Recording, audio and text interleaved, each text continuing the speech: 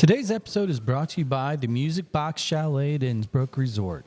Located 1 hour from the Arch, this getaway has a master suite for you, a loft for the littles, a deck for dad, and a fully stocked kitchen for that chef hiding away. And a record collection that screams, I remember when. Go to Airbnb to book your staycay or vacay at the Music Box Chalet in Innsbruck. Today's guest, Jim Kavanaugh, the CEO and co-founder of Worldwide Technology, talks about his first true passion, soccer. We discuss his path from North County playing for NORCO to Rosary High, SLU University, and the biggest trade in Steamers history, bringing him back to St. Louis, sending two legends to play on the West Coast for a while. We were able to pull back the curtain a little on Jim's view of U.S. soccer, the first couple years of City SC, and his outlook for soccer beyond the upcoming World Cup that is to be hosted right here in the U.S. of A. Let's go.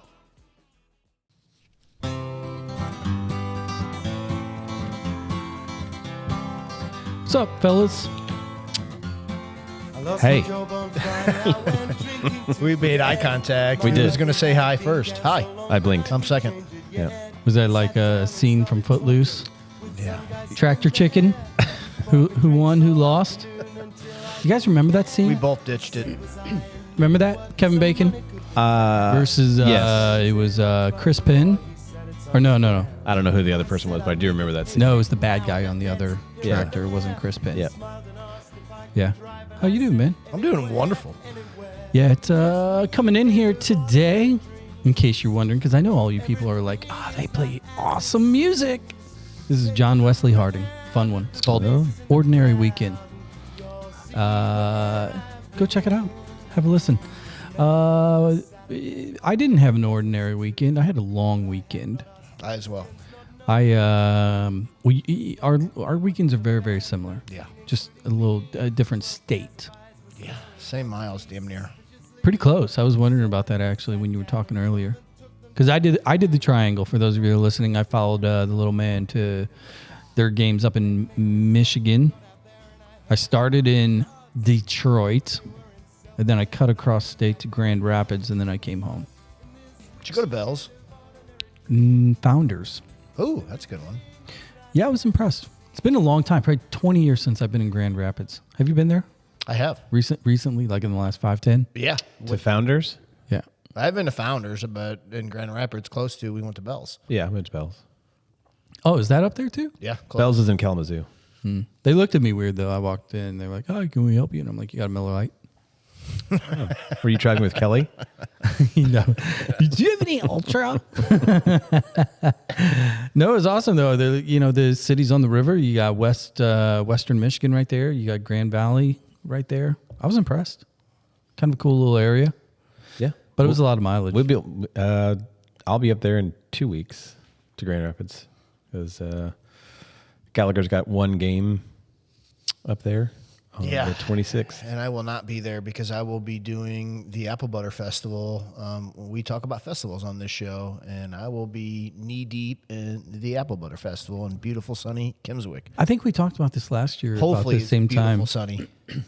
What's better, apple butter or sorghum? Apple butter. Apple butter for sure. Apple butter. Come on now. I don't know. I had to ask. Hey, Soccer Dad Pod, we're back. We've been, just kind of back in our groove, pumping them out.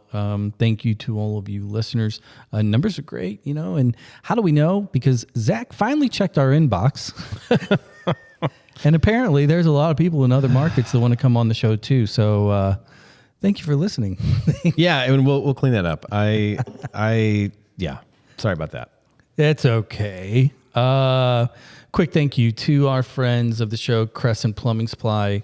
Month of October, get in there if you're considering the reno, kitchen, bath. Get in there, mention Soccer Dad Pod.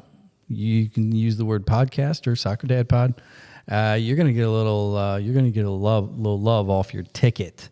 And as most of you know, kitchens and baths are expensive. Yes. So go check it out. Killer showroom, great staff. They're going to help you out. Crescent Plumbing Supply, 66114. Oh my God, I went blank. CrescentPlumbingSupply.com. Go check it out. brings us to the fun part of the show. I mean, it's all fun, but your name here, point of the day. What you got, Jared? I'll go first. Number one, your name here, point of the day. We are winding down the second season for the first team here of our beloved city soccer club. Will be relevant to today's guest and episode.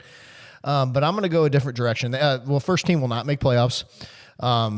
They played really well this weekend, I think, and I think that they have the engine going, and I think they will be very poised to be off on the right foot in season 3.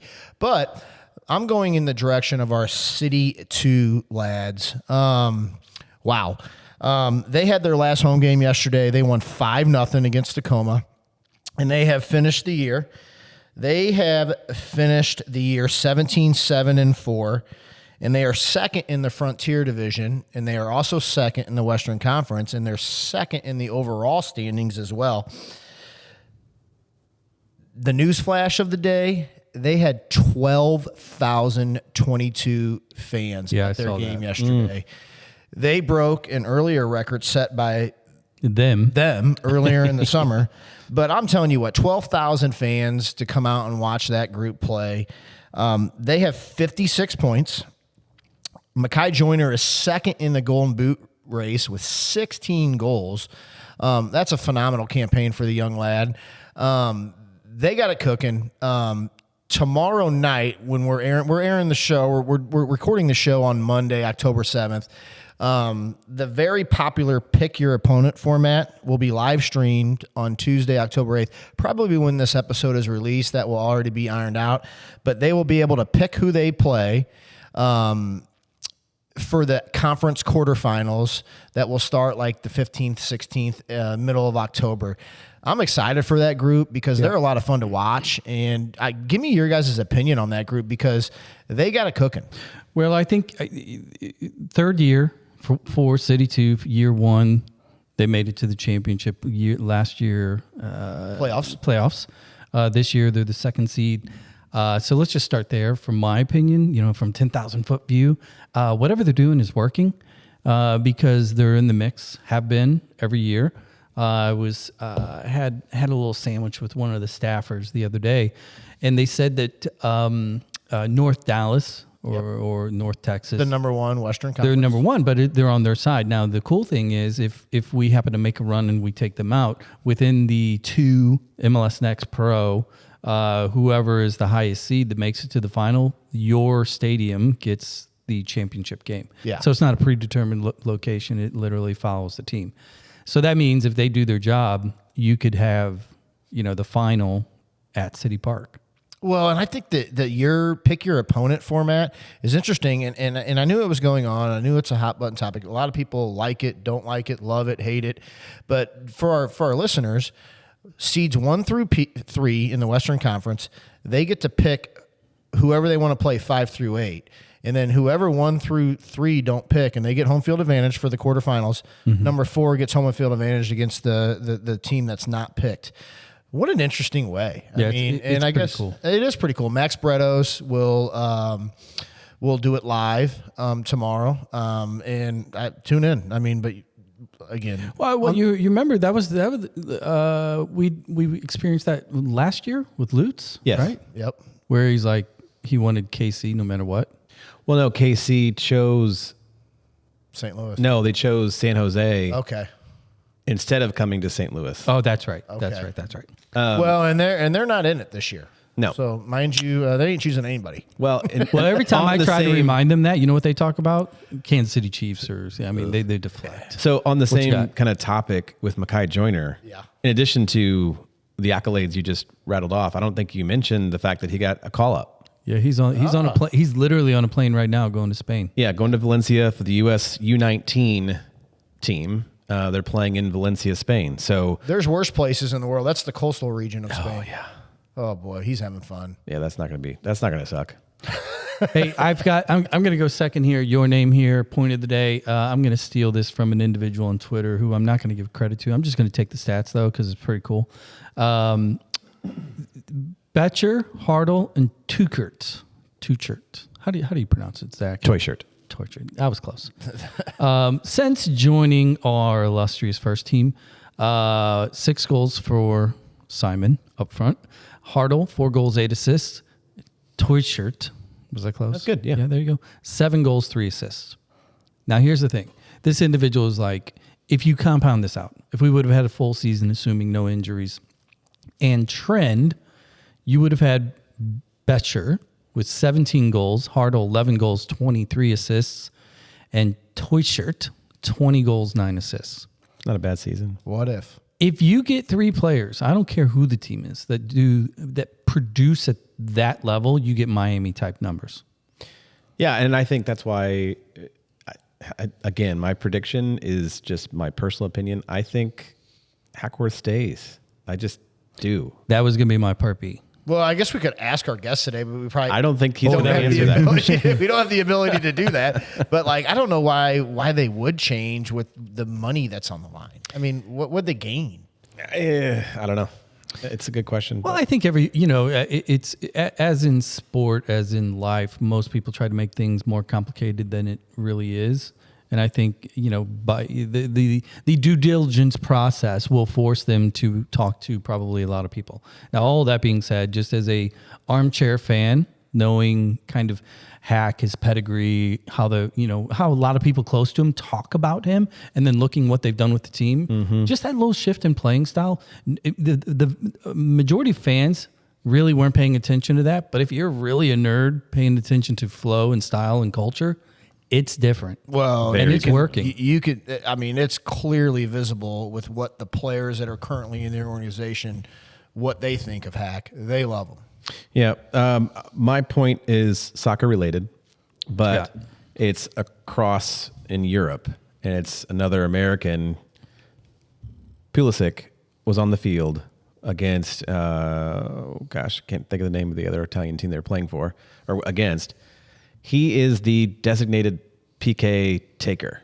2 PKs were awarded. 2 other players forced Christian out of the spot. They both missed, and Milan lost 2-1. Well, I mean, it's anti-Americanism, Did you see his flick back post? Oh, my God. I mean, how awesome was that goal? Yeah.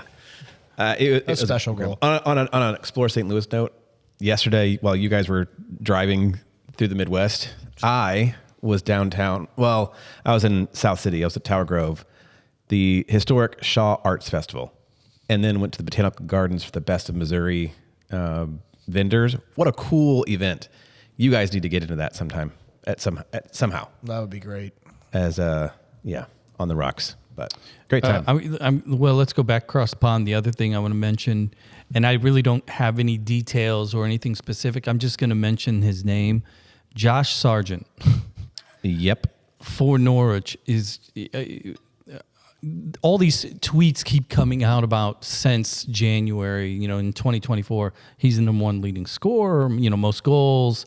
But now the thing I'm noticing about him, from a pundit perspective, is the commentary as to his style of play. Not just scoring goals, but they're talking about how he's creating momentum, coming back, getting the ball, moving the ball. Like he's becoming more important. He's a leader on that team. Oh, man, it's incredible. I mean, I see the highlights. I haven't watched a full game, but how cool is that? Because you're not talking about an easy league. You're talking about Premier League soon-to-be's.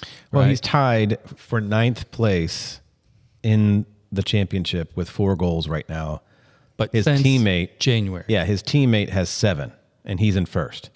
So Norwich has 2 of the top 10 goal scorers in the league. So very impressive. But Brendan Aronson's up there too with 2.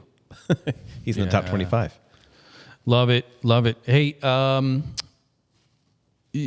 the rocks, real quick, mention, because it's festival season. I talked about it in a previous episode. If people want to have a party, yeah, come see us, man. On the Rocks Beverage Company. You can find us on Facebook, Instagram.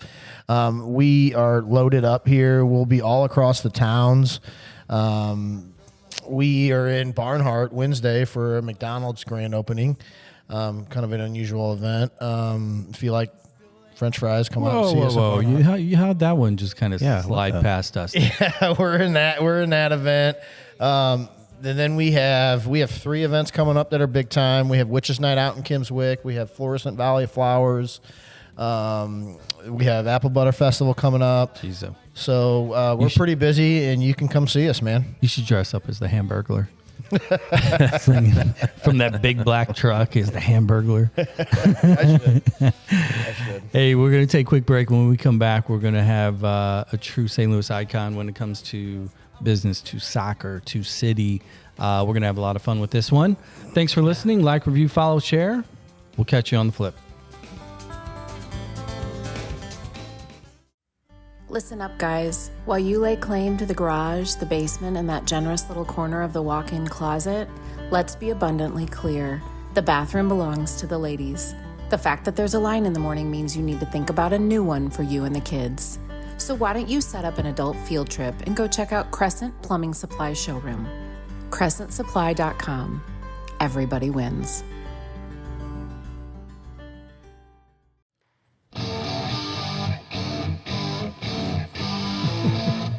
Soccer Dad Pod. We're back.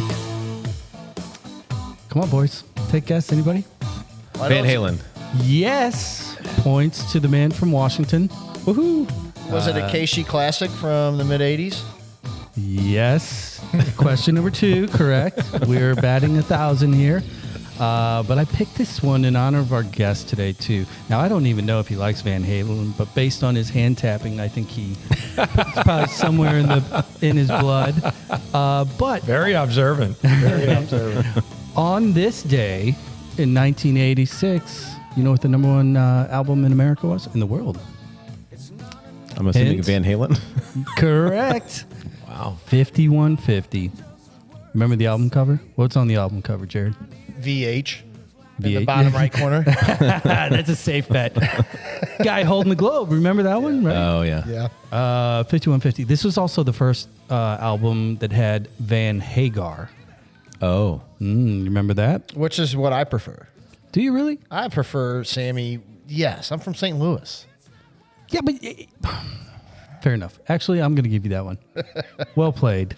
So also on this, well, not on this day, but in 1986, our guest signed a professional contract. I'm throwing this out early. We're gonna back up and go timeline here, but the 80s were a good time period for our guest today, which, if you can read your dashboard, you know that it's Mr. Jim Kavanaugh from Worldwide Tech in St. Louis City. Thanks for joining us. Thanks for having me. Excited. Are you? Did you practice that? I did not. I'm just playing off the group here. You're gonna freestyle. Yeah. No, I appreciate you coming in. You know, we've been having an absolute blast doing this show. You know many of the guests that we've had, and I think this one actually is going to be like 178, 179. I mean, it's a lot of episodes. Wow. And we feel like the further we go in this process, we're just kind of adding to the lore, you know, the history that is St. Louis soccer. And you're just such an integral part of it today, but you started way back in the day. So for our listeners, we always do this. We like to kind of get back to the roots, you know, the whole north side, south side, east side, west side, public, private. Put a pin in the map for us. Where did your playing day start here in the area? I was definitely a north sider. Grew up in North County. Went to Rosary High School. Played up in those areas. So always competing against the south siders, and unfortunately, I'm still dealing with some of those guys. College, after work, at Worldwide. So yeah, it's still a problem. Yeah, so north side, Rosary. Let's get to the dirt, though. Sure. Which club? I was actually NORCO back in the day. Oh, I like that. Yeah, we go way back. So NORCO, okay, so you didn't make the jump like so many others, right? Yeah. You know, no Gallagher, no Bush in your early years. Were you always with NORCO through up into high school, or did you make any shifts in the college or in the club scene during that time? No, I played for NORCO most of the time. Got cut from Gallagher numerous times growing up, so had to go back and resurrect some of that in college when I was at SLU playing against a lot of the Gallagher boys who are out at SIU. Nice. No, have a ton of friends. Grew up playing. It was Ruiz, if you remember, back in the day. Ruiz, and you had a lot of the coaches, Rick Benben back then, and Tom Gaffney and Tommy Howen, a number of them. But Tim Rooney. So a bunch of great guys, great coaches. Same thing with with NORCO. I remember Don LeGrand was a coach up there with a number of other coaches that I had the pleasure of, playing for. Ed Honecke for a while. SIUE. Yep. Ed. It just brings back memories, honestly. So much fun, and so many players that competing against growing up that end up, going to St. Louis U. Half my roommates and friends, Daryl Duran at CBC, Steve Maurer, Joe Koenig, Mike Stump, Pat Baker was actually a North County boy with me. He played at NORCO. So it was a lot. It was just fun and, great guys. And, the Hayeses, Johnny Hayes, Tommy Hayes, up north. So, just really good guys from, all over St. Louis. And still good friends. Yeah, really the who's who, all those guys that you mentioned. I'd like to have a conversation with those Gallagher coaches from your youth that cut you. I wonder what they're thinking nowadays. Well, now that, kind of bought the club, right? So you want to cut me? I got you. No. Yeah, the funny thing was, which no hard feelings. It's just, it's just, there are some hard feelings back there, but no, I'm joking a bit. Yeah. But, you go and you play, and when I actually was drafted in '86, Rick Benben was the coach of KC at that time. Yeah. And I remember him saying, I am going to draft you, but at the draft, but he said, you're going to go before it gets to me, which I got drafted by LA, and I was the second pick. So I didn't end up going to KC, but I was kind of happy to be in that spot. Yeah. That knowing that I did get cut numerous times. And it's, it's just one of those things. That's where I would say to kids growing up, don't give up. If you enjoy playing the game, the sport of soccer is just such an awesome sport. Well, in addition to the club side of your cuts, did you also get cut from high school? Early on? Yeah. So you had a lot of adversity in your early soccer career, and you turned that into, this is going to be, I think, a theme throughout our conversation and almost every conversation I've read about you, but you're like Michael Jordan. Right? Had similar cuts, but not capabilities. I would say, again, he did, just absolutely amazing, just rarefied air that he plays in. So let's create kind of a conduit then between the high school years and SLU, because obviously if you're playing, you're playing club ball, you're playing high school ball, you're fully aware growing up in North County. It's one of those things where they walk amongst us, a lot of the old legends that were coaches, but had been playing pro in the past and all the national championships in particular from the Billiken, program. When you were approaching your college days, were you broadly recruited, or did you have a laser focus on SLU? What was the connectivity between, that transition from your high school, senior year to make your way to SLU University? No, I through high school, I think I definitely was improving all the time, and I got a lot more recognition. I would say my junior and senior year, we won state when I was a junior. But I wouldn't say I was, recruited, throughout the nation, for sure. And it was probably closer to the end of the recruiting process when Harry Keogh approached me. And at that point, he already had, 4 individuals that were all parade All-Americans at that time. Daryl Duran, Mike Menendez, David Fernandez, and Pat Baker. And so I was the last of the recruiting class that he had. And fortunately, I felt great and honored to be, to get selected by Harry, who was, just an incredibly, talented coach and just recognized throughout the country for playing, in a 1950 World Cup team and coaching. So much history, like you said, that it was a real honor to play for Harry and play with so many talented players and be part of that crew. But I would say I continued to evolve as a player and fortunately got put into more challenging situations playing for St. Louis University under Harry. Came in. I don't think he really knew me that well, but he liked what I was doing in practice. And Harry coached for 2 years, and then Joe Clark, I played for Joe. And in between there, I played with the Olympic team, redshirted for a year. But for Harry, played every minute of every game. And, he was a good coach. He was a great coach and, somebody that I really value the opportunity he gave me because that really put me in a spot. And he was another one that I think somebody got hurt when some of the Olympic qualifying tryouts were happening. And I wasn't necessarily part of that because I wasn't in that spot. And he was the one who basically identified and said, Jim needs to be given an opportunity. And that was just, trying out here in, the city of St. Louis and then Missouri. Then tryouts went from there, went to the Midwest and then multiple, different areas. And then finally it was across, the nation down in Florida. And Manfred Chelshad was a coach at that point. But I just look at those things and it's like, if you love, playing as a kid and growing up, do it because you love it. Yeah. And, good things can happen. And, just like life, you have challenging situations. And if you allow just any obstacle or, setback that you have to crush, your dream or what you love to do, then, you're probably not going to be successful because, success does not come in a straight line. But let me ask a follow up on that, just kind of that time frame, because, you name dropped a whole load of coaches and peers, et cetera, but coaches in particular.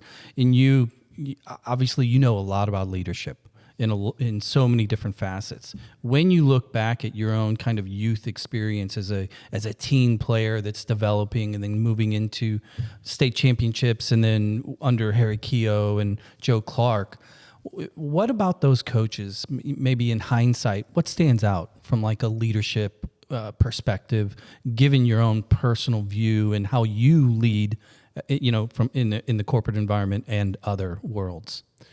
Yeah, it is interesting because each coach has their different, I would say mentality or perspective on the game.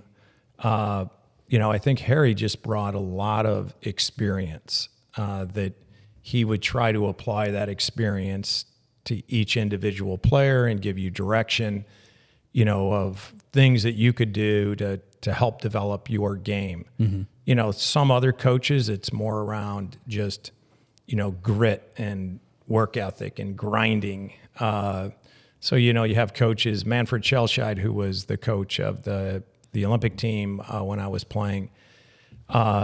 He was a German, but I would say he was more the joy of the game. I mean, he is like a kid. Like if we played and scrimmaged, and fortunately, I played under him. He, asked me to redshirt and then, traveled, for almost 15 months playing in different tournaments for him. But he was just one that you could see just had such a passion for the game, such a love for the game. He was like a kid, and so you take, those different qualities that you get from different people, from different coaches, and there's great things to learn from each and every one of them. And I don't think there's any one specific approach is the best approach. Right. And I think it's just trying to absorb, those learnings and those insights from great coaches and great leaders. Yeah, that's interesting. When we're fast forwarding here through the timeline, you mentioned that you were drafted number 2 to the Lasers overall, and in your rookie year, a date that I think is very, very telling for our listeners, February 20th, 1987. Do you remember what happened on that day? I do not. He's like, do I want to remember that? That is the day that you were traded for Steve Petcher. Oh boy. And Donnie. So they go west. You come back home. And I just would like you to get your opinion of that overall trade. It's interesting what that trade means for St. Louis, what it meant for Northern Cal with Don Ebert and what he did. He went there. He stayed there. He started arguably one of the best youth clubs in our country and has touched thousands of lives. Steve made his way back here, is doing the same thing within the club game. St. Louis Soccer Hall of Famer. And then you come here, and we'll get into the timeline of your story, and most people know that are listening. But that date is so important because for us and for our game, you're one of the most important names for what's going on currently from our pro team to our club game. Talk about what went on that date for you and being a young guy, being in LA and coming back home. What did it mean? Yeah, pretty amazing when you go back and you reflect on, those times. I think I've told people when I actually was told, I was sleeping at home, and I remember Paul Kitson. If you guys remember Paul Kitson playing indoor, he was a great player, great guy too. He called, and it was like late at night sleeping. I thought he told me, hey, you've been traded to St. Louis. And when you get traded, it's like the next day you're packing your stuff up. You got a game with St. Louis and Kansas City. And I'm like, and woke up the next day and I'm like, was that real? Was that a dream? I'm like, honestly, did that actually happen? And so it was, kind of a surreal moment, especially, considering, I was out in LA, and to your point, who knows, could have stayed out in LA for a long time. Yeah. You just don't know where, life is going to take you in different opportunities. And then getting traded, we kind of go back and we talk about growing up. I've watched, Patch play and Don Ebert. Don Ebert was a Rosary kid, and his brother Rob, who was one of my best friends. Rob just recently passed away. God bless Rob. Yeah. Just one of my best friends, and so many personal connections, to it that watching Don play and Steve and Petch and all this stuff. And then all of a sudden I'm like, I'm getting traded. Me and Paulie Garcia are getting traded for those two, which was, pretty crazy, at the time, and then coming back. So Did you have a crazy story like Steve and Don's first night after their first game? They go out and win, and apparently they pulled an all-nighter at maybe some Hollywood mansion. What did you do after your first game against Kansas City? That's a maybe, right? Yeah.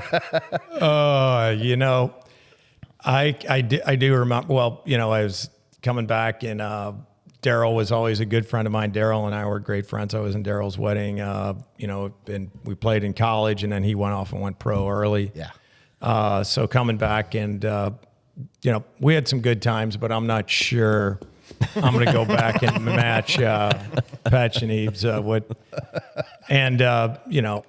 talk to Patch too, but he's probably making half of it up. Yeah, you're probably right. No, I'm joking. I'm joking. Yeah, so we'll ask Erin. She'll tell us. Yeah. No, so I let off the intro kind of playing a little 5150, and in my head, like growing up as a kid and going to the barn, right, going to the Checker Dome and watching the Steamers in the early days and the orange balls, being thrown to all the kids and mom and dad smoking and drinking, that whole vibe, the culture. I want to get your take because you play at SLU, which is just a historical juggernaut in the collegiate game. You clearly are thriving. You're in the national team mix, in the Olympic team mix, and you go out to LA, and LA is a whole different beast culturally. Business vibes, everything. But you come back to St. Louis, and what did it mean to you? Forget about the players and kind of the trade, the nuts and bolts of the trade, but what did it mean to you to be able to come back and play, in your backyard, in that environment, in those days? Because St. Louis had, it wasn't thriving, And Yep. it was about the Blues. It was about the Steamers. It was, it was culture. Sports mattered a lot. So just from a personal perspective, were you excited to come home? What were you thinking when that played out? No, definitely very excited, to come home. Just I love St. Louis and have so many friends here and family, and so to be able to come back and play in St. Louis was absolutely awesome. I was very excited. There was a little bit of, being out west, being out in LA, and making my way out there. So, there was a little bit of a miss, of that, but more excitement of coming home. Unfortunately, at that time, the league was not in great shape, and that's where, indoor, as you mentioned before, for a good period of time, it was just rocking. It was, the dome was rocking, the Checker Dome, just, it was the place to be. Unfortunately, it's like a lot of things. I think where soccer is today, and we can talk about that later, but it's in a much better place, and the economics have to be right, and it's, you got to be a sound platform, and all those different things are really important to drive long-term success. So there were some things happening that some good things, on the indoor game, but the indoor game doesn't have the international connection that, the outdoor game has. So it would always be a little bit of a challenge to see that grow and continue to sustain itself. So unfortunately, as much as I love the game of soccer, that's when the Steamers, went bankrupt, and I really had a decision to make. Do I go play for somebody else? I had a couple coaches call about going and playing in some different areas, different parts in the country, and I was just like, the league just wasn't in great shape, and so I just had to make a difficult decision. It was time to move on. I want to get into that. That kind of worked out for you. Yeah, didn't it? that's obviously things have turned out okay. But I've tried to read as much as I can, Jim, about the beginning as a worldwide, and I don't want to go into a deep discussion about that because this is a soccer podcast. Yep. But the fact that you were with the Steamers who just went bankrupt, and you're like, you know what? I think I'm going to do something different. I'm going to sell technology in early 1990. Yeah. How did you get into that side of the world? And how did the David Stewart thing happen? Because he's a little bit older than you. Yeah. And that's the missing piece that I don't have, is how you guys got connected and said, you know what, we're going to do this. And then I have a follow-up question to that, but I want to kind of get into that. For you're a soccer player, you're getting asked, you go, no, I think I'm going to jump into technology. Yeah, the thing is, again, you kind of go back to the Steamers in a situation with the league, and it was really a difficult situation because I loved the game, loved playing. But at that point, when I went to St. Louis U, I do remember when I first got drafted, I was like a lot of the guys that I was sitting there. I remember sitting there with me and the four other guys, Daryl and Mike and Pat and David, and literally all of them were talking about going pro. And at that point, I was like, I'm not talking about going pro. I don't think I will go pro. I'm just glad to be here. But I know one thing, I'm going to get my degree. I said, so no matter what, I'm getting my degree out of here because, I don't know if I would have gone to college if it wasn't for, my scholarship. And so very appreciative of that. And then coming, where I was with, getting out and saying what I wanted to do and a conscious decision. I haven't made I've made some good decisions, but you make your bad ones too. And you learn by those. But one of them that I did make back then is I wanted to try to get into technology. And the main reason, not because I was a technologist, I have a marketing degree, but it was more because I felt that's where the market was going. That's where I thought, yeah, really, maybe I'm not that insightful back then, but I was like, I think this is a growth industry and a space that if I can figure out a way to get in there, I think it's going to continue to create opportunity. Now, back in St. Louis, it was not easy to figure out how to do that, but I did it. I found a company that was a electronic components distributor called Future Electronics, was a privately held company out of Montreal. And really just found it in a paper and interviewed and they agreed to bring me on. And had some success there. So from that point, I literally, my general manager, VP there, who I got to know pretty well, he and I were the ones that actually started building this mini business plan that was worldwide. So we wanted to build like a systems integrator, a value-added reseller of technology products. Well, at that point, we were looking for somebody else to be part of it and to come in that maybe had some funding. And that's where he knew Dave Stewart. Okay. So Greg, this other guy, connected all three of us, and we kind of came together and said, okay, Greg and I were going to leave this company. Dave had another small little consulting business that he had. And I actually was the first one to leave the other company.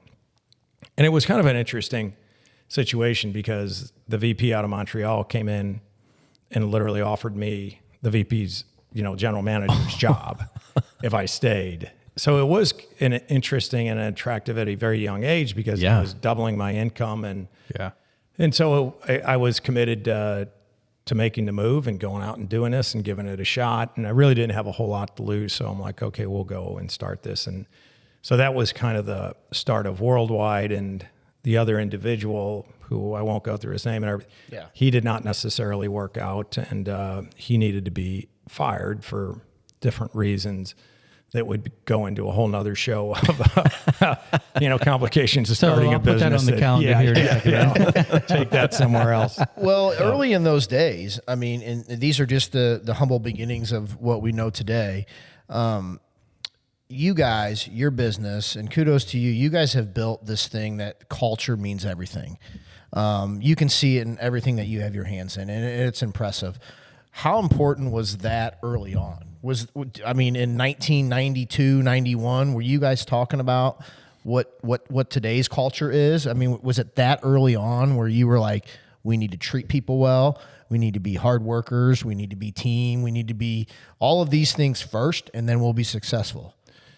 No, it was one, I would say more so that culture back then when first started, and that was a big reason why the other owner needed to go. Okay. Because he didn't have the values, didn't have the work ethic, the grit, determination, the integrity that needed to be, in place if we were going to give ourselves a chance to survive. So there were some difficult decisions and complicated decisions in regards to how to remove somebody in that situation. Again, sure, I don't recommend that as a strategy for most because a lot of times it doesn't work out very well. No. But that being said, back to the question, I would say that the way originally is that if you bring the right people, you've got to course correct, just like building a team. There's sometimes you've got some bad apples on the team, and you're never gonna win a championship if you can't get the group of individuals to work as a team and really get the right people in the right place doing the right thing. So back then it wasn't as formal as it is today in regards to the importance of our culture, our values, the behaviors. But what we did have was it was smaller. It was small enough to know by the actions of the leaders and the individuals that, leadership, you got to be first in, last out. You've got to be the one that's demonstrating through your actions, the work ethic, the grit, the determination, a bit of humility in regards to, how you work and how you lead and bringing teams together. So those things were done early on more as that's just the way that we act and we behave. And if that's not the way you're going to do it, you're probably not going to make it and you're going to be asked to leave. As, we developed Worldwide, it became very apparent to me that, we need to create kind of a systematic structure around this. We need to document this and we need to communicate it. And as I say to a lot of people, you got to be very careful about values, behaviors, that you're going to communicate to your entire organization, because you as a leader, it's easy to go think about some really cool values and things you'd like to put up on a wall. And put out your website. Live, laugh, love. Executing them is a different thing. There you go. Yeah. Yes. And if you don't execute, you can look more like a hypocrite. Yeah. And it will do more damage than it'll do good. So you really have to think about you as a leader, you're the one that has to make sure that you're willing to put the time and the execution in making that real. I know we're about to go to the second half here. Little halftime. But I want to tee this up for the second half, which is just talking about relationships. Because the theme I'm hearing from everything you're saying and the people that we've talked to, I think we've interviewed more people that are under your payroll, either from Gallagher or SCLFC or Worldwide. Than If you have a marketing degree and played college soccer, Yeah. Worldwide would take you. Yeah. But I want to dig into that relationship side, and I want to bring it back to the sports side of things. Great. All right, we're going to take a quick break. Like, review, follow, share, all that fun stuff. Soccer Dad Pod sitting down with Mr. Jim Kavanaugh from Worldwide Tech and City SC. And the Blues. And the Blues. Yeah. They're kicking off. And I'm sure there's a lot more on there. We'll get more to that other stuff after the break. We'll catch you guys on the flip side.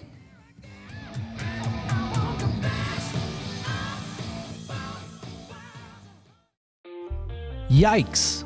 1 star. Uninspiring is the word that just feels phoned in. More effort is needed, don't waste your time with this garbage, period. That's from So Many Diets on Apple Pods. When you get a chance, go out to Apple Podcasts, toss us some love. We need to let So Many Diets know that he's just not getting it.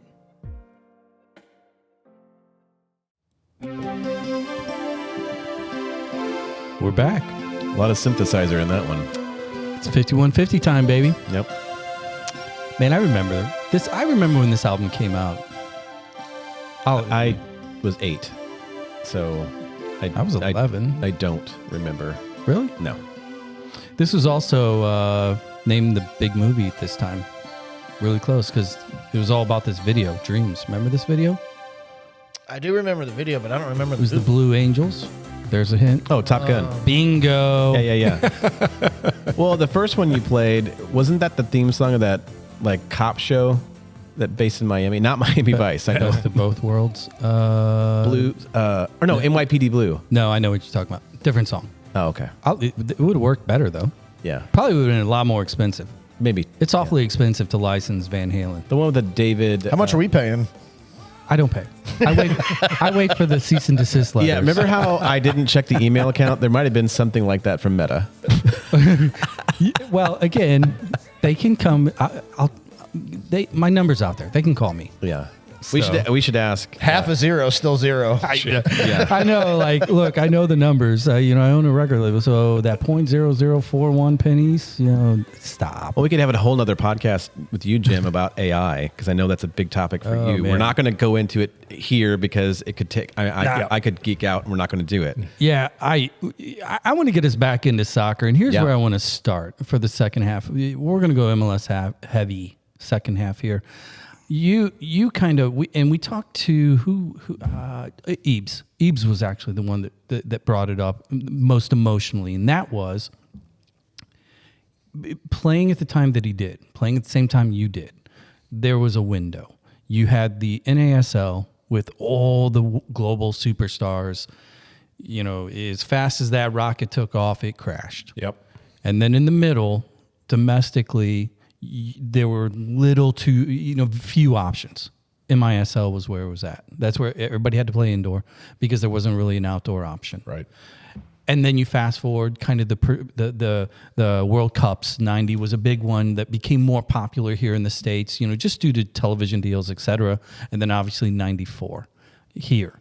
And the deal, as we all know, part of the icing on the cake was we get the league, MLS. For you, as a player, as a fan, playing in that middle world, what did it mean to you to see MLS come to fruition? Outdoor, 11-11, now we're back with the big boys. Yeah, it was great. It was absolutely needed. And you kind of go back to the NASL, that was, had like magic to it for a while too, but it just didn't have the foundational things that needed to be put in place to, for it to sustain itself. We talked about like indoor had different issues, and I would say more so that it's not the global game. Outdoor is the global game. So you've got, massive macro things going on around the game outdoor. It's figuring out how do you get it to resonate, in the States. And a big part of that was you got all these other sports that get so much attention, and, you're competing against, scarcity of time for people. So, for the league, they had to figure out what does this mean? And, you had to go back and literally start, from the early stages and figure out different things. Like, I'd say one was you can't play, consistently put a soccer team that's trying to build up a base and trying to educate the U.S. around the global game and put them into a football stadium. And the football stadium, one, is not designed for soccer games, just in regards to the proximity to the field. And if you're going to put 20,000 people in an 80,000 or a 60,000 or a 50,000, seat stadium, it looks terrible, vacant, and there's no energy.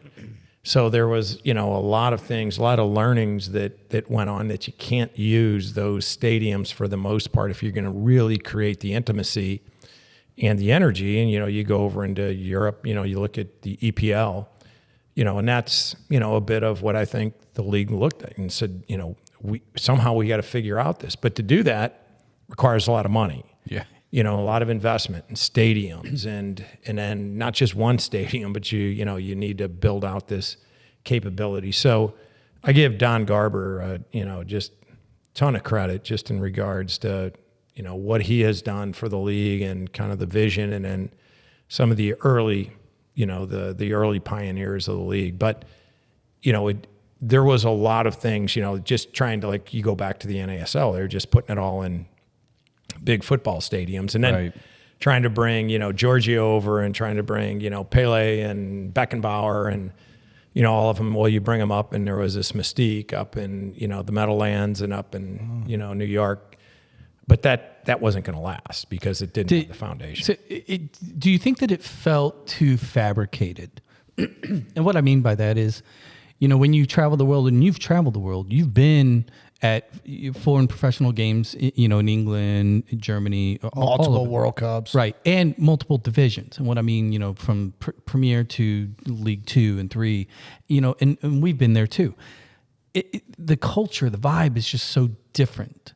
Do you think that kind of we missed the culture aspect of it for too long? Is that the biggest reason, in your opinion, that maybe NASL struggled? And early on, MLS, I was a Chicago Fire season ticket holder. First 3 years, Soldier Field. It felt weird. It was fun. It was great. We had soccer, but it felt weird. What do you think was the transition? Where did we start to figure it out? Yeah, I think part of it is, you go back to what you guys mentioned before. The 1994 World Cup was one of the transition points, because the U.S. actually got a glimpse into what the global game is, into international soccer, and it's like, wow, this is like big time. These athletes get paid a lot of money, and these athletes are, they're incredible athletes and soccer players, and wow, this game is really exciting. So that was, I think, a transition point that opened the eyes of, the U.S. of like, wow, this is a real game. And, and then you look at, social media, and you think about a lot of things that are changing. Then all of a sudden people now are watching EPL games Saturday, Sunday morning. You're like, holy shit, this is really cool. And by the way, now you're not just having people that are soccer fans. They're, people that never grew up playing soccer, and they watch, these games, and they're focused on it. So I think that was one of the inflection points. Well, and then the invent of video games, right up your alley, right? Technology in general. But we've had this conversation. So many kids in the mid-late 90s started playing FIFA. Yeah. Right. So their understanding of the game had nothing to do with them going and playing CYC or anything else, but they knew player ratings from, classic teams. Yeah. So it's kind of like a perfect storm. I think it's interesting that you mentioned Don Garber specifically, because even the 94 World Cup happens. And then we go into the early doings of the MLS. And the MLS struggled for years, and it was almost not a thing. It was interesting. Through the 2002 World Cup, Clint Mathis sat on our show and said he had a really good 2002 World Cup, and Bayern Munich wanted to sign him. And the league said, no thanks, because we're trying to, quote unquote, grow the league. Well, Don Garber would never do that now, because thinking like it's just so backwards at the time. What is your opinion on the MLS in 2002? One of their big stars can go get global visibility, and they're like, no, we're trying to grow it here. It just seems backwards to me. Yeah, I think, again, there's just a lot of lessons learned going through. I mean, trying to build this thing out from the beginning. And I think depending on different points in time, certain, call it plans and strategies, can work. But at that given time, to keep somebody here and just one, I don't think you should hold them back. Two, it may have brought more visibility by Clint playing, overseas. In the Bundesliga, yeah, absolutely. Yeah, we're seeing that in real time with, Pulisic and everybody. You go, because Americans, we love our own. So if an American is thriving in a top league, we will gravitate towards that player regardless. Well, and it's interesting. I don't know why I never thought about this, but all the major sport leagues, minus hockey, that we think about, the big four, were invented here. Yep. And we built those leagues and built those pro programs. Pickleball? It's not. It's big. That's Big Ten, not Big Four. But I think that's interesting that you guys are talking about this, because I think that's one of the points that we've never really discussed, which is all those football, basketball, and baseball. We never exported players. We never really. I mean, we started importing players with Major League Baseball fairly early, but basketball, that's a newer revolution. Football is still almost primarily American, and yet the MLS and NHL are both international games. So how much is the international component when you're making an investment decision? Because you've invested in both of those leagues I just mentioned, in the NHL with the Blues and City. How did you take that information and make that decision to say, you know what, this is where I want to put some money away?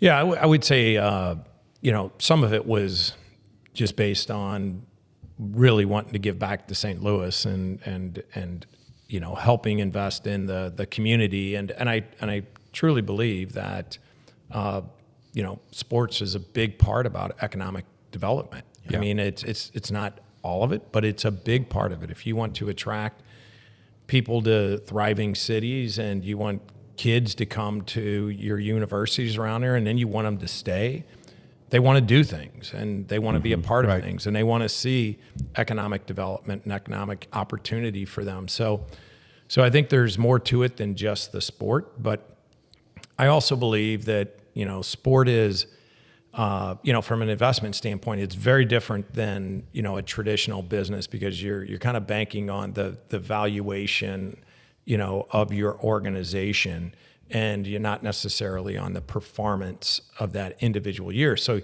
it's a long-term investment, and there's a bit of scarcity around, there's only so many hockey teams and so many franchises, and the same thing with soccer. And I think soccer, and global football, we're at the early stages, and I really think there is a unique opportunity. There's been a lot of foundational things that have been done. One, just education of the U.S. fan base. Right. Where we were in '94 versus where we are now. Soccer-specific stadiums. Yeah. Oh, yeah. And then you just think about how educated they are in regards to the sport in general, and, the different leagues around in the world and the World Cup. So I think there's an incredible opportunity for the World Cup, that's coming to the U.S. and North America. That's going to be another massive inflection point in regards to education and opportunity. And the one other I would just say, it's going to be interesting to see, as you're going to have, all these different, world-class players around the world coming to the U.S. and play but you're also going to have, the best, U.S. players that play overseas. So it's going to be interesting to see what it does to the league, and do we pull some of the best players, the U.S. players that are playing overseas, back do they come back in? Because high tide kind of floats all boats, and I think there's going to be. That's interesting. So let me ask you a question then. This is a structural question, and obviously you're pretty good at organizational management, right? And when I look at U.S. soccer, when we zoom out and we look at U.S. soccer, for me personally, it's fractured across the board, whether it's the national team, the coaching process, or player development, and then you have the league, which is a closed league. We don't have pro-rel, and then we have, in the academy and the club world, it's just alphabet league galore, right? From MLS Next, all ECNL, and on and on and on. But comparing, contrasting that to the FA or Bundesliga, the German leagues, etc., those are very they're vertically driven and organized, right? You have your first division, and then everything down, and everybody kind of plays by the same rules. What would you do? We give you the keys to the car because you actually talk to some of these people that are in control. How do you approach, or how do you view kind of the fractured nature of macro U.S. soccer? Because it does feel as if the left brain isn't talking to the right brain, and and the results are kind of indicative of that, given our national team's results here the last 6-8 years. So when you look at it, how does it make you feel knowing that it is that chopped up? Yeah, that's a loaded question. It's a big one. Yes, it is. It is a challenge, because you have, the national team, and you have the way the U.S. national team with, the men's team, the women's team, you got the Olympic teams, you got the youth clubs, and then you've got, the amateur clubs feeding a lot of these different organizations, and then you've got the MLS teams, and they're separate entities, and the geography alone too, compared to a lot of those other countries. Soccer culture, the landmass. Yeah, it's a lot, and there is a complication in regards to also the league structure. The relegation of leagues, and the way it's the commitment that's required to buy in and build stadiums and different things. So the structure's not there. Maybe at some point in time that structure is there, and there's Sure. that element of it. But I do think we're making progress. When I look at the soccer and the game globally, FIFA's had its problems. If we go back, so, that's a polite way of putting it. You go back. So I think there's opportunities across the board, I think, to get even better organized. And I think the U.S., we still have opportunities to do that. But I really do think we've got some pretty strong leaders. I think we're making progress, but it is complicated. Let me ask you just an easy one then. How do you feel about Pochettino coming in and his early kind of brand, or his... Yeah, great as month. Yeah, great as month. Yeah. There you go. Personally, I'm a fan of his.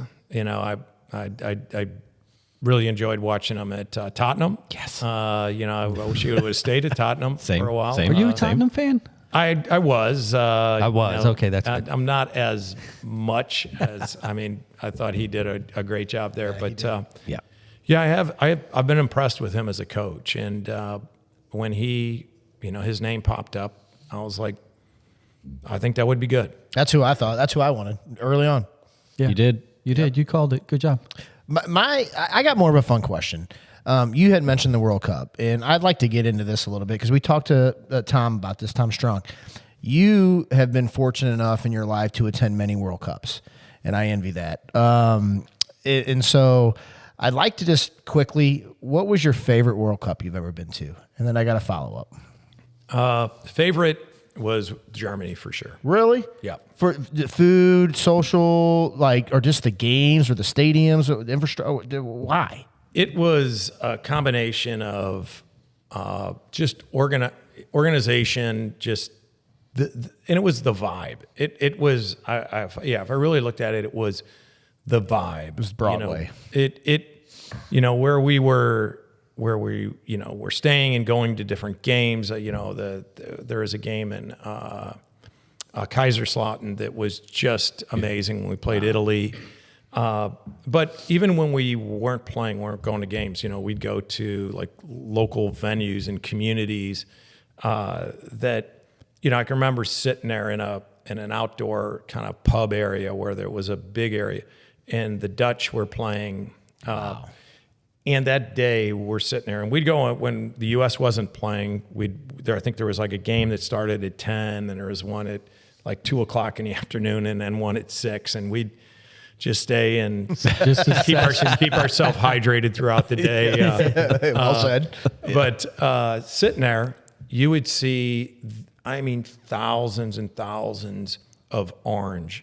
Wow. Just groups coming out of subway systems and just literally like invading, the town, and just the energy. And this is where I've communicated this to different people. I was at the Olympics in Paris, and it was a great experience. But the experience is not the same as going to a World Cup. When you go to a World Cup, right, the energy and call it the patriotism and the different cultures of people wearing their gear, their flags, just it's just a vibe. And I tell one story that was a great story, that when we were at the game at Kaiserslautern, it was kind of up on a hillside, mountainside, and it was just an awesome place, and the vibe and the energy was great. And so we stayed hydrated that day and that night, and we're coming out of the game. We're walking down this kind of mountainside, and we had, and Dan Flynn, who was, the president and CEO of U.S. Soccer, who, we'd be waving with all of our gear, with a little bit of face painting and different things. So we were, with all the U.S. flags and all this. So we were just having a blast. And Dan would be out on the field, and he'd be like turning his head, not even when it's, he'd be like ignoring us. We don't know those guys. We don't know. These guys are just such clowns. So we're walking down. There's like 10 or 12 of us walking down. We're singing, God Bless America. And we had flags. And there's like this German militia group. Big, all geared up with all their jackets, machine guns, all this. And the one guy's over there, he's pointing as we're walking down the street after the game, singing, and, just jammed up, and he's pointing and he's telling us, get over here. And they're like, oh my God, all right, we're in trouble.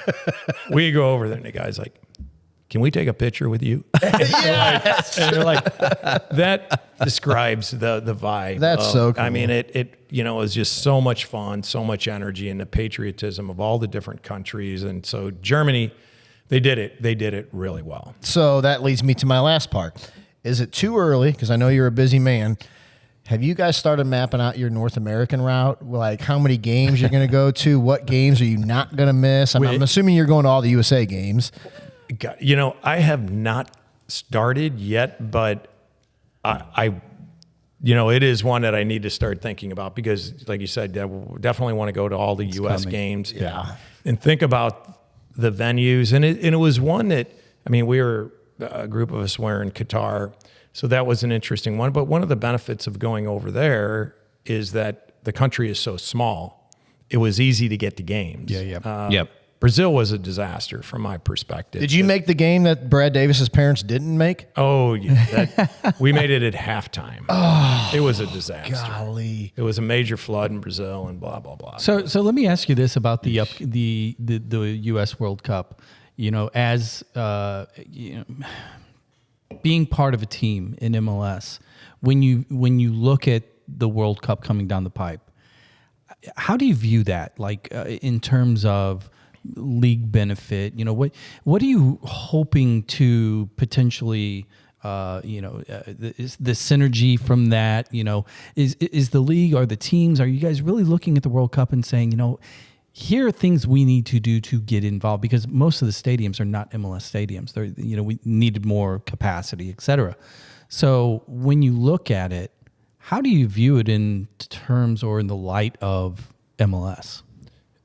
I think it's going to be a major positive for MLS. I just think regardless of the stadiums and where they play. So there will be games that will be, qualifiers and different games that I think will be played in different stadiums. We've got a game coming up here. Yep. Which is very exciting. Yes, it is. is. The actual games, have to be, I think FIFA's 45,000 seats or 50, right. something around there. But I think the World Cup is going to be a major boost for just soccer in the States. And if you go back and you look at, again, 94, what it did in the visibility, and then you think about how much better, the fan base and supporters in the U.S. is in regards to, the importance of soccer and just, what a global sport it is. And, you think about, it's a big economic driver, so there's a lot of time, money, attention being put into this. And, the league and, is looking at this as, how can they help? How can they make sure that they make, the doing everything that they can to make sure that the World Cup is a success. But we also believe that, it can be synergistic in a big way to U.S. soccer in general. And to your point, the economic impact, this is the first year that they're going from 32 to 48 teams as well. Yep. I mean, you're talking about 47 other nations that are going to be bringing their contingencies. So there's a lot of practice fields, and, hotels, restaurants. I mean, that's an insane impact. There's just a ton of planning that goes into it. And I think the U.S. is going to do a really good job. And they're talking about making sure that, from what I've understood, that if, let's say, Bolivia gets in, that their games will be within a geographic area that you can get to and from the multiple stadiums that they might play in. So they're not going to play in Seattle on one day and then in Miami the next day and then Canada. I think that's interesting because I don't know if they've ever been that strategic about it. But, I mean... It certainly helps so the many teams. questions. It does. It helps the teams that you're not, traveling that distance. So let's shift to your new toy, the new crown jewel of St. Louis soccer, that being City SC. We're coming to the end of year 2. City 2's year 3, and we talked about them earlier. They're doing phenomenal. But the end of year 2, following year 1, I want to get your impression of the first 5 games last year. After all the work and effort and strategy and color and logo and messaging and all this, you're a soccer guy at heart. When you saw the first 5 games and we go 5-0, what's going through your head? Yeah, wake up. This is easy. Yeah, right. There are a lot of people. I've been around long enough to know, you can go back and look at those games, and it's just like, when you lose some games. Now, if you lose a game by 3-0, or if you win a game by 3-0 and you dominated, it's like, wow. Whether it's, your kids playing or different things, whether things can go one way or the other. But, you got to have some luck. And so a lot of those games, I think we had some good luck. Yeah, and, quite a bit. you looked at individual players, Klaus, there's a ball last year, when he strikes it, it hits a post, it goes in. This year strikes it, hits a post, it doesn't. So there's just things like that. I think being around long enough, it wasn't like I'm like, wow, let's hope we can keep this going. And so I think we had a Cinderella story for the the first season. Playoffs weren't as exciting as we would have liked them to be. And with, I would say, the team, you look at the team that we have now coming out of this season, right? It's a much better team. Yeah. Without question. Now certainly the record doesn't show that, doesn't demonstrate that, but I believe we're in a much better place going into next year, coming out. So you just can't, from my view, you can't get too high and you can't get too low if you feel like you're doing the right things and you're really looking to build, a team for the long term. So, Did you have that moment though? Like, was there a particular thing, an event, a fan experience? Was it at the Red Out, or any number of, maybe a particular game, maybe the rain delayed Cincinnati game? Have you had a moment that you're just like, that was fun? or that made me feel more than just being, because you're a soccer guy. You just talked about describing, you're analytically watching it and you're like, yeah, we won, but we didn't look that good. And a lot of people don't understand that unless they're a soccer person. But that experience, what do you remember the most? Yeah, I'll tell you, one game that does stick in my mind is our first game in Austin. Yeah. Going down to that game. And I was like, wow, that was fun. And the goal that Klaus scored, kind of bent it with the outside of his foot was a great goal. Was really an amazing goal. And it was a quality goal. So, you think about those experiences, that first, game, that first experience, winning that one really resonates. I will say, honestly, not because it's just so fresh in my mind, but the game Saturday night was really a great, it was a special game from my perspective, because it's been a tough season, going through, and then going down, seeing the supporter group that we have, and knowing that unfortunately, we're not playing for anything but pride, to be perfectly, we're not playing for a position in the playoffs, and the players came out, they played, the fans were there, the support. You would have thought we were playing for a playoff spot, or we were in the playoffs. And that means a lot to me. I mean, and the players, we played well. The team we did play well. Good. Team looked good. How much pride do you take in this part of it? I mean, we talked about the soccer, but this is a lot of work with your group and the people that nobody knows all the decisions and how much work.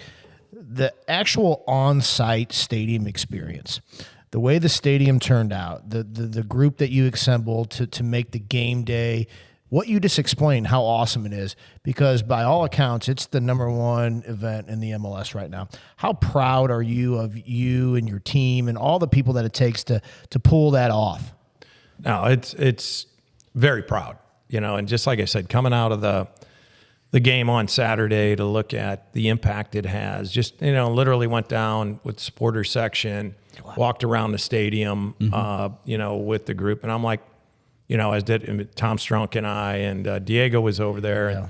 But Tom and I walked around and, it's something to me. It does. I feel very, very good about, the connection and the history of soccer in St. Louis and all that's been done, and the supporters, that they're there even, in a game that really didn't mean anything other than pride and going out and playing. So that's what I wanted to ask. My final question really is, you cut your teeth on the sports investment with STLFC back in 2013, 2014. How many other owners, minority or majority owners, had a stake in a USL team before, or any minor league team before they made an investment in the big leagues?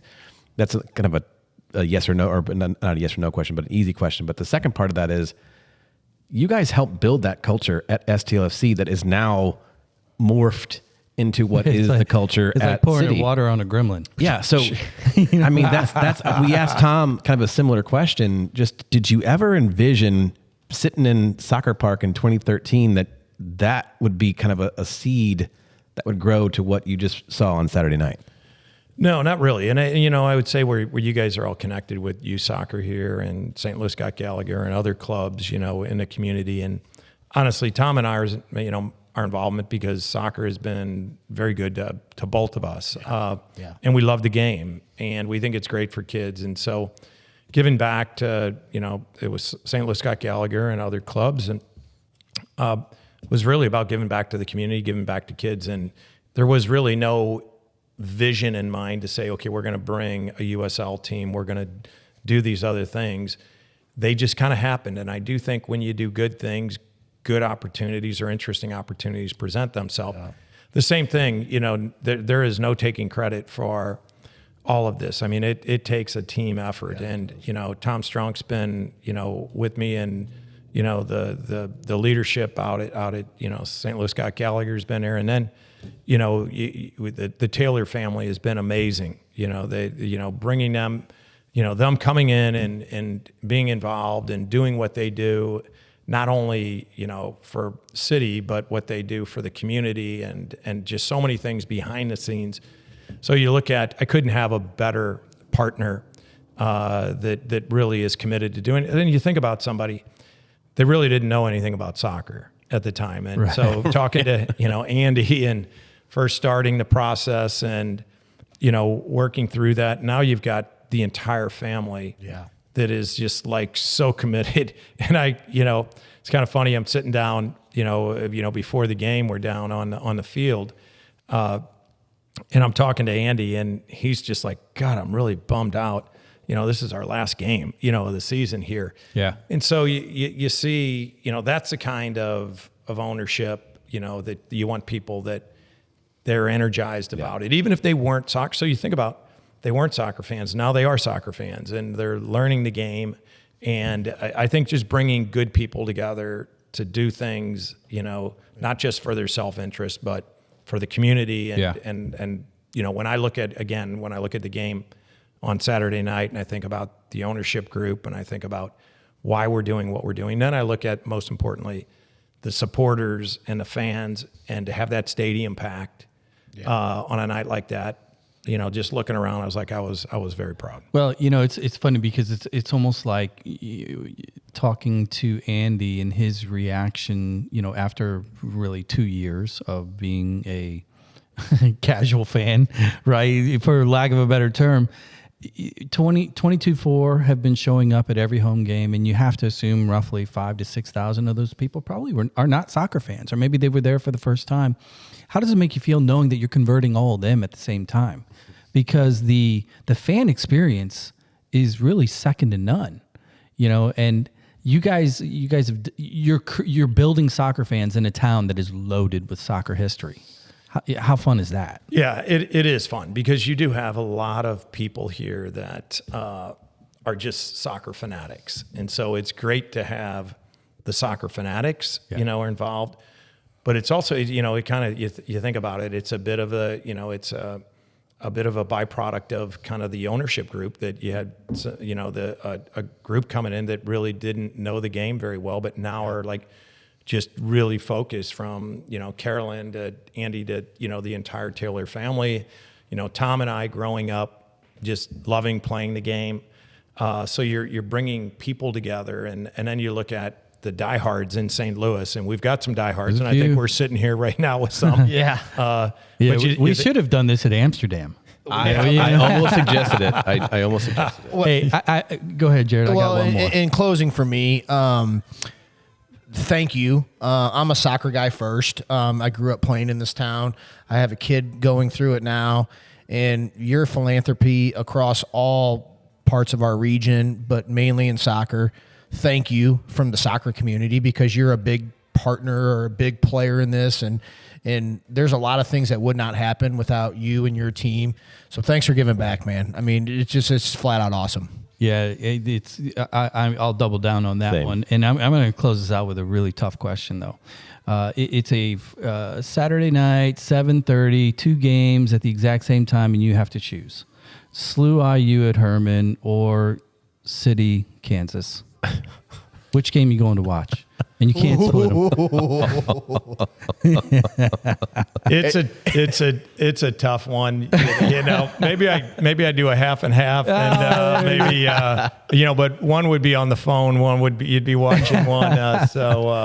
No, it's great. I want to thank you guys for everything that you're doing and connecting everybody, and good luck to your kids and everything. I would like to say one thing that I really do, and I mean this very sincerely. It's like playing on the field. When you're playing with, great teams and good players, that you all come together. I mean, that's what I feel like we have here. And so when I look at the ownership group, it's a great team of really good people that really care about the game, about the club, about the city, the community. Yeah. And then, it takes everybody. It takes what you guys are doing here, the supporters, the community.